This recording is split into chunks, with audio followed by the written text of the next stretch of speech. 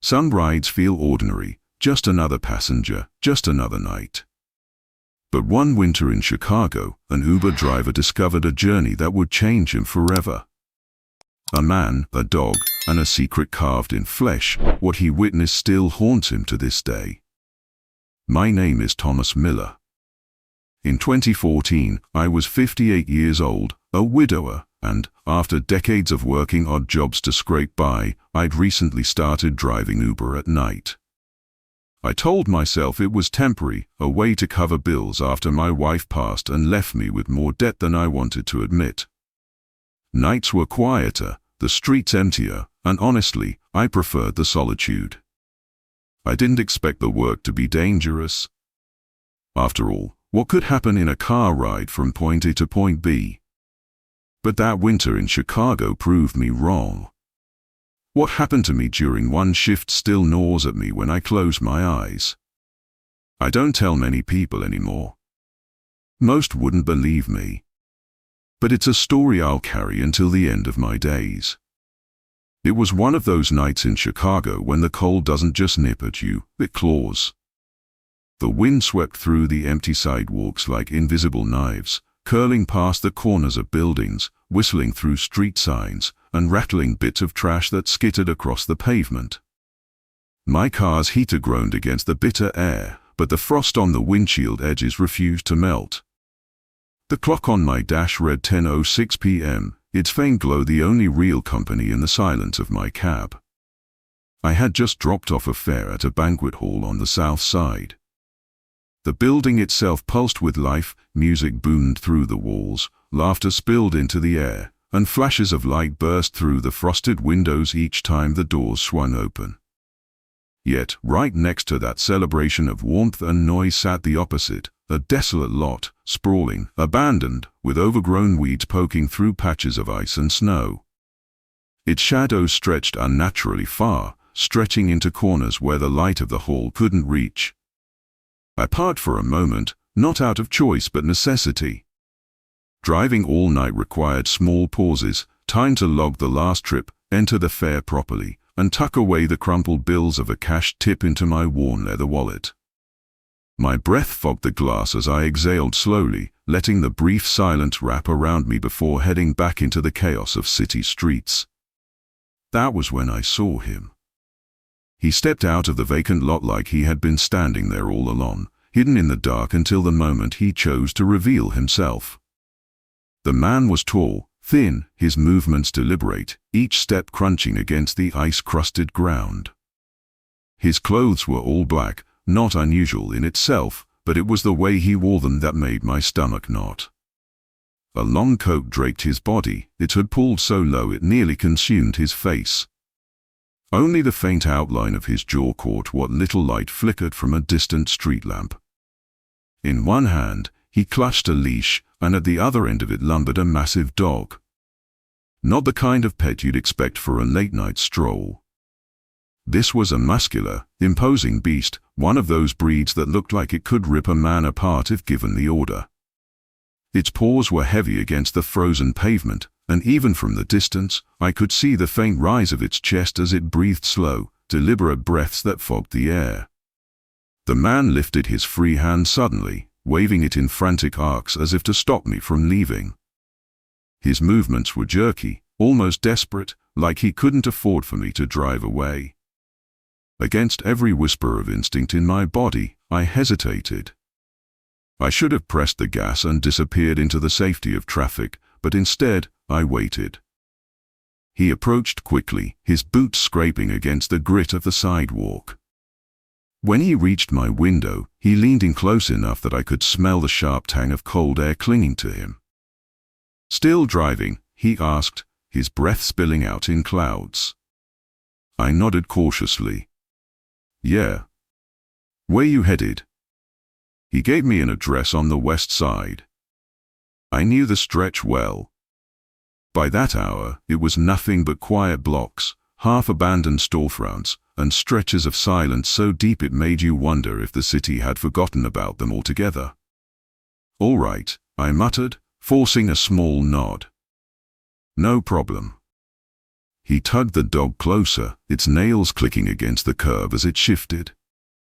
Then, as if confirming something he already knew, he asked, "You take pets, right?" "Sure," I replied quickly. "No problem with dogs." That part was true. I'd always liked animals, especially dogs. My late wife and I had raised a shepherd for years. The dog had been loyal, protective, a companion through long nights and lonely days. But as the stranger's animal stared at me, some deep, primal part of me recoiled. They climbed into the back seat. The man slid into the spot directly behind me, while the dog sprawled across the seat beside him, its massive head resting just inches from the center console. The weight of it pressed into the upholstery, and I felt the shift beneath me as though the car itself had to adjust to their presence. I adjusted the mirror instinctively. That was when I caught a proper look. The man's face was pale, stretched thin, the skin pulled tight as if something had been drained out of him. His jaw was clenched, his lips pressed so firmly together they seemed bloodless. Shadows clung to the hollows beneath his eyes, making him appear even more severe. But it was the dog that unsettled me most. Its gaze fixed on me with unnatural intensity, as if it understood more than a dog should. Its eyes didn't wander, didn't blink away toward the window or the floor. Instead, they locked onto mine in the mirror, unyielding, burning with something that felt too deliberate, too knowing. I swallowed hard, forced my eyes back to the road, and told myself to shrug it off. Just another late-night ride, I repeated silently. Just another passenger. Just another animal. But deep down, a chill settled into my bones that no heater could touch.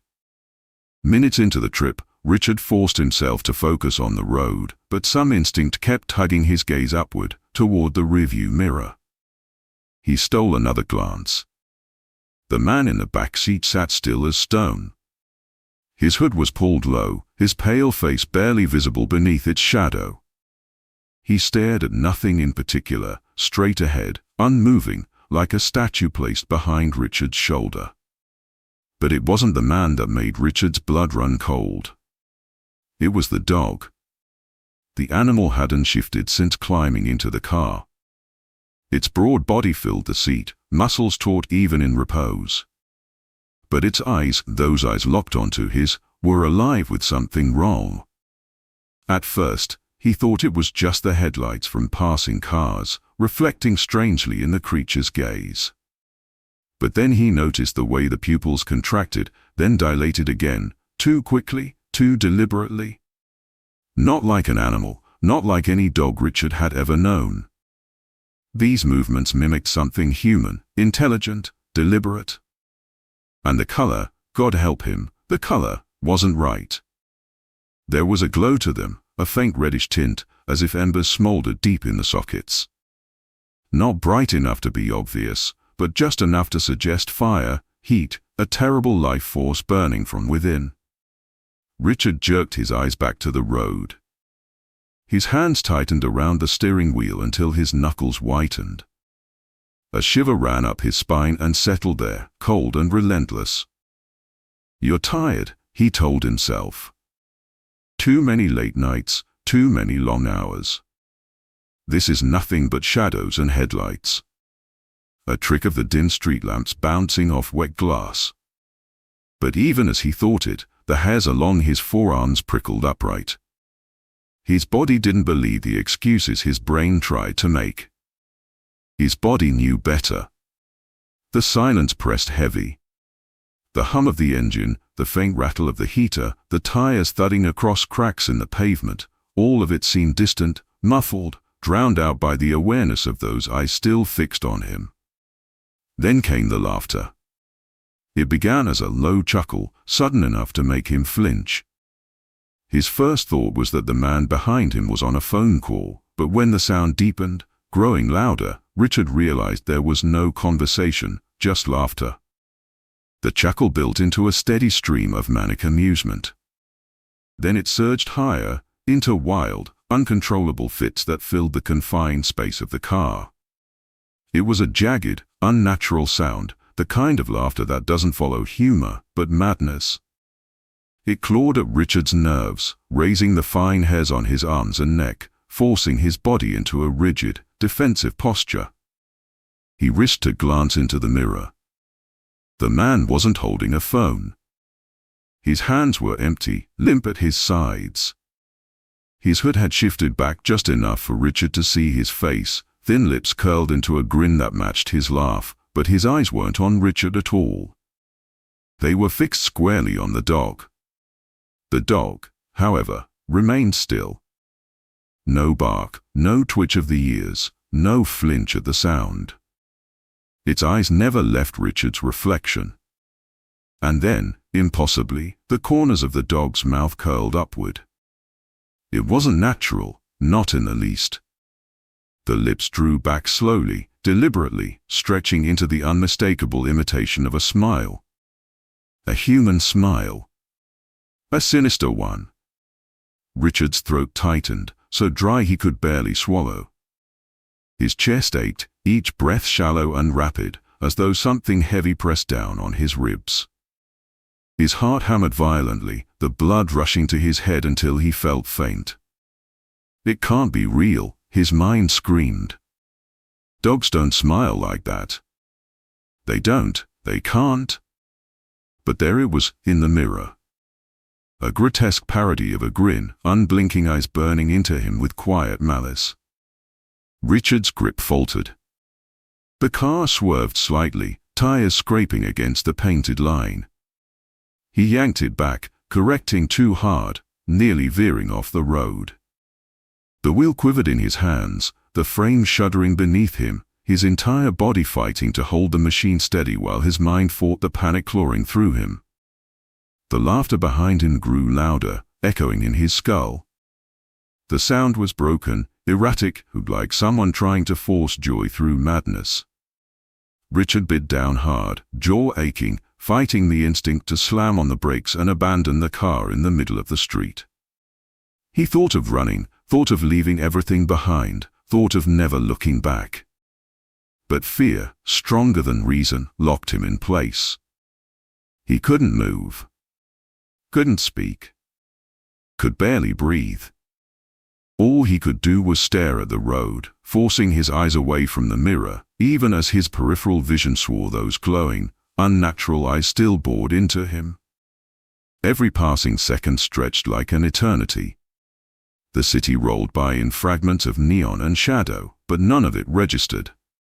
All Richard knew, truly knew, was that something unnatural rode in the back of his car that night. Something that should never have been allowed to exist. Something that, no matter how tightly he gripped the wheel or how desperately he tried to reason with himself, would not let him go. And in that moment, as the laughter roared behind him and the dog's smile lingered in the glass, Richard realized this was no ordinary fare. This was something else, something dark, something cruel. And it had chosen him. I forced myself to keep driving, though every muscle in my body begged me to stop, to throw open the door, and run until my lungs gave out. The laughter from the man behind me still rang in my ears, jagged and uneven, a sound that didn't belong to any sane human. Each chuckle rattled my nerves, worming its way beneath my skin. The dog, silent but unrelenting, never looked away from me. Its eyes remained fixed, glowing faintly, watching, judging. My thoughts spiraled in 1,000 directions, none of them good. What if the man pulled a knife? What if the dog, massive, powerful, unnatural, lunged at my throat before I had the chance to react? What if this wasn't just a passenger but a predator, and I was the prey foolish enough to carry them deeper into the night? My palms slickened with sweat despite the cold seeping through the car. The wheel slipped slightly in my grip, forcing me to readjust. My pulse pounded so hard I could feel it in my fingertips, a hammering rhythm that refused to slow. The street ahead stretched empty, each block darker than the last, as though the city itself was retreating from this ride.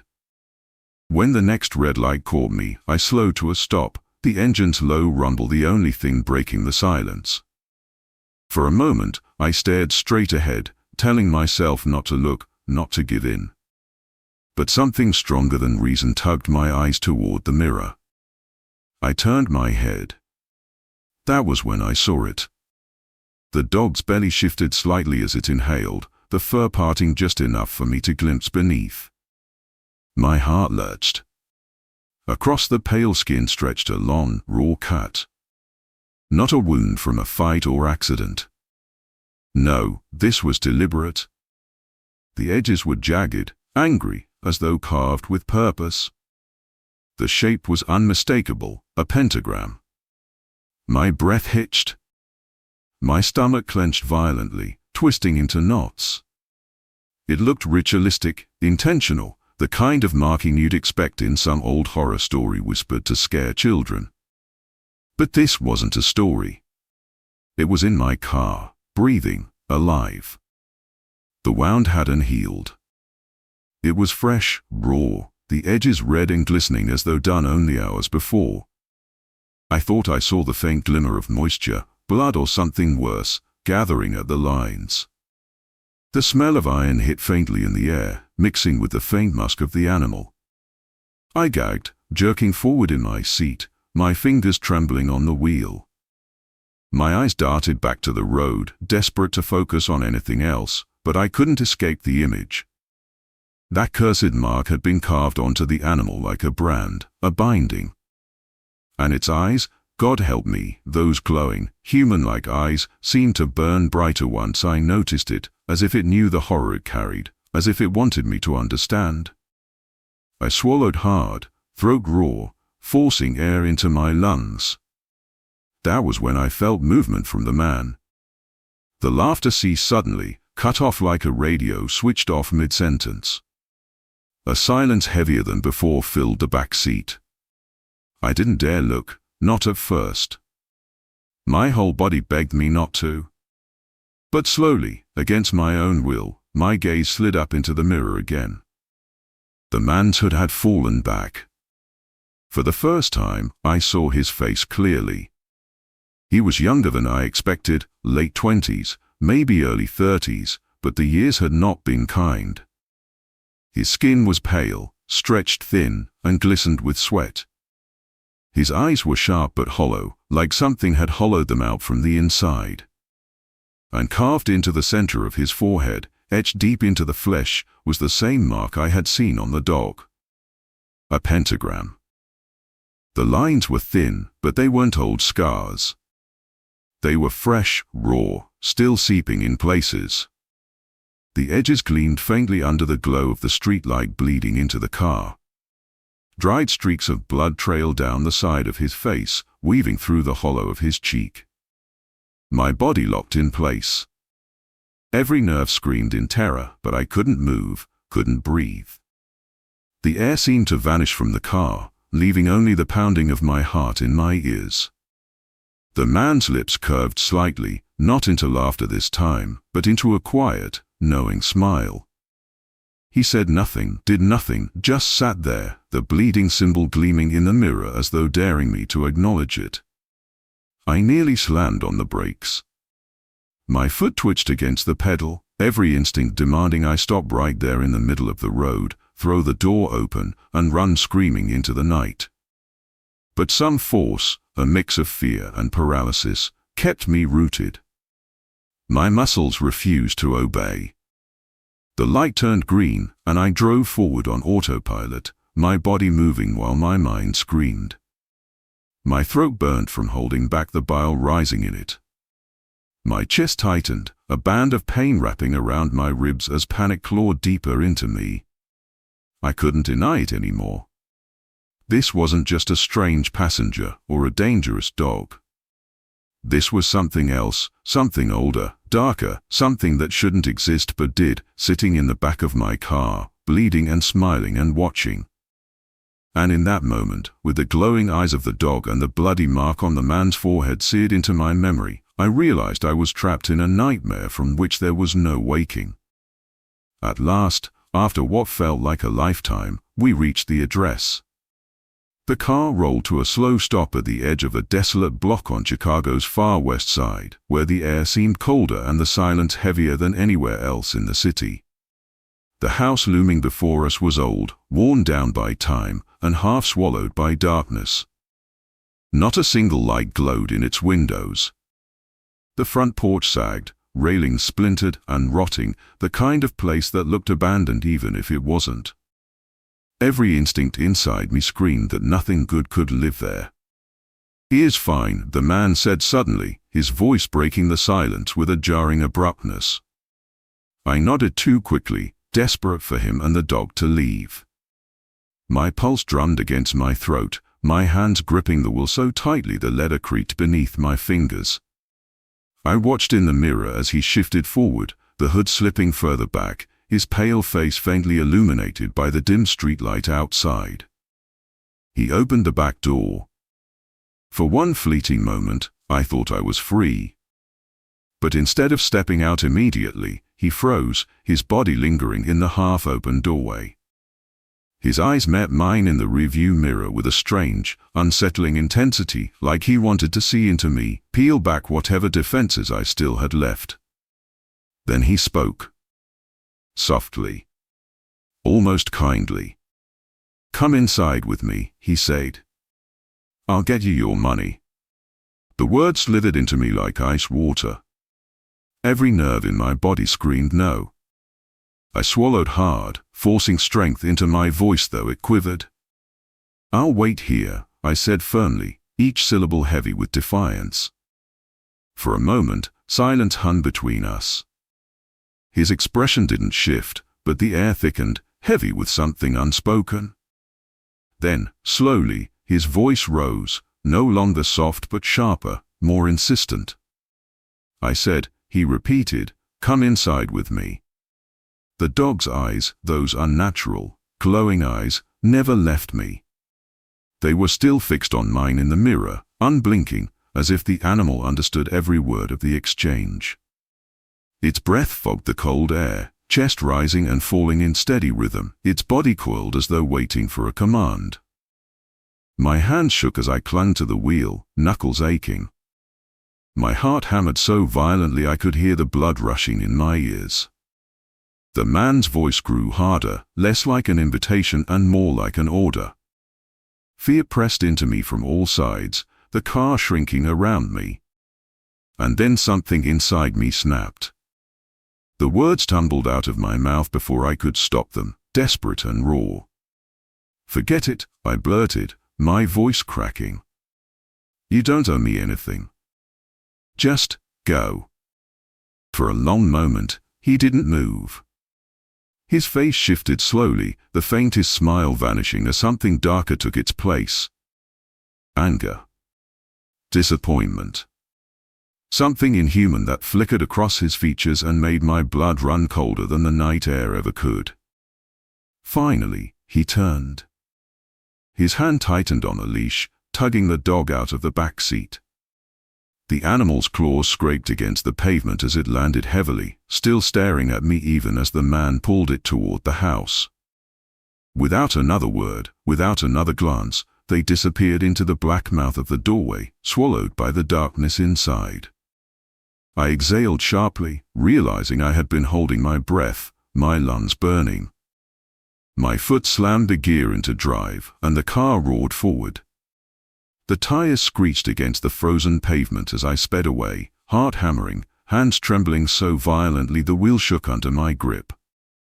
Only when the house was far behind me, lost in the shadow of the block, did I dare to breathe again.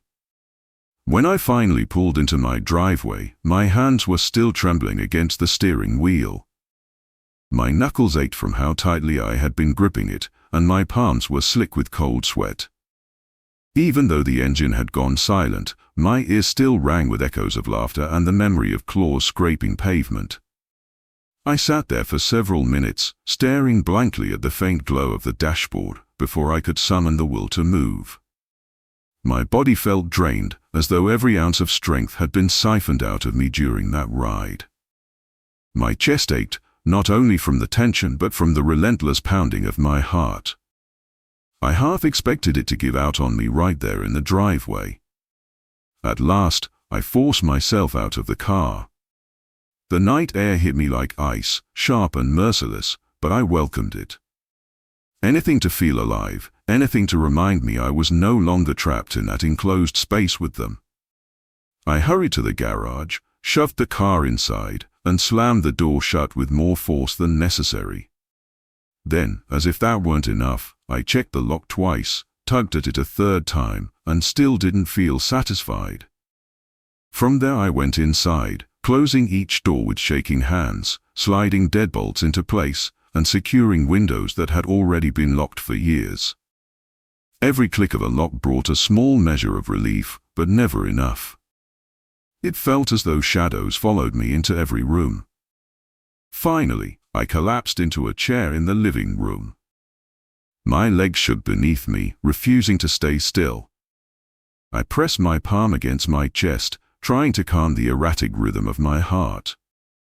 The silence of the house pressed down heavier than it ever had before. I listened for the faintest sound, a laugh, a growl, claws tapping against hardwood, but the only thing I heard was the rush of my own breath. Hours passed like that, the weight of the encounter suffocating me. Sleep never came. When the first dull light of dawn crept across the blinds, I still sat there, hollow-eyed, clinging to a Bible that hadn't left its shelf in years. Later that day, when my daughter came to visit, I tried to hide the fear carved into my face, but she saw it instantly. She asked what had happened, why my hand shook when I reached for my coffee, why my voice cracked when I answered her questions. I hesitated, but the memory burned too fiercely to keep buried. So I told her. I told her everything about the man, the dog, the laughter, and the markings. As the words spilled out, I watched the color drain from her face. Her lips parted, but for a long time she said nothing. Finally, in a voice so low it was almost a whisper, she said, "Dad, you realize what that was, right? That wasn't just a man walking his dog." Her words cut through me sharper than a blade. I wanted to argue, to tell her she was wrong, to laugh it off as exhaustion and paranoia. But I couldn't. Deep down, I already knew she was right. Whatever they weren't ordinary. They weren't natural. And even though I had driven away, part of me knew I hadn't truly left them behind. The days that came after were heavy, but the nights were worse.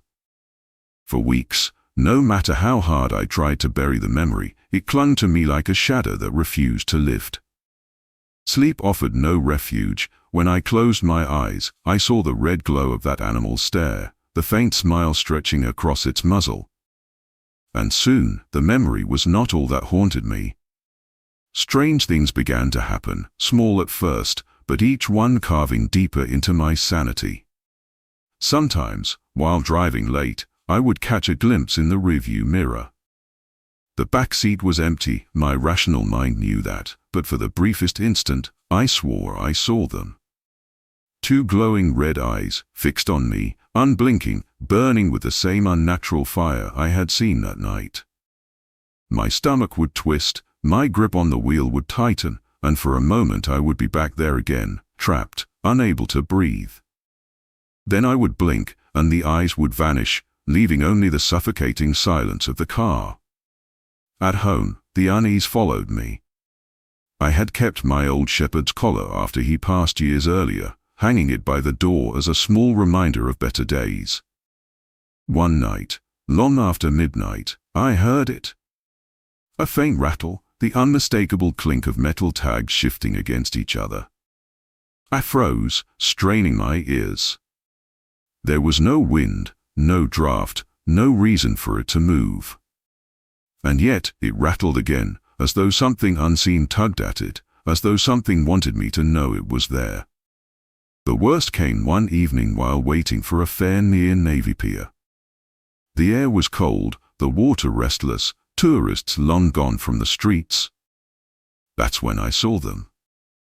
Across the street, beneath a flickering lamp, a man walked with a massive dog at his side.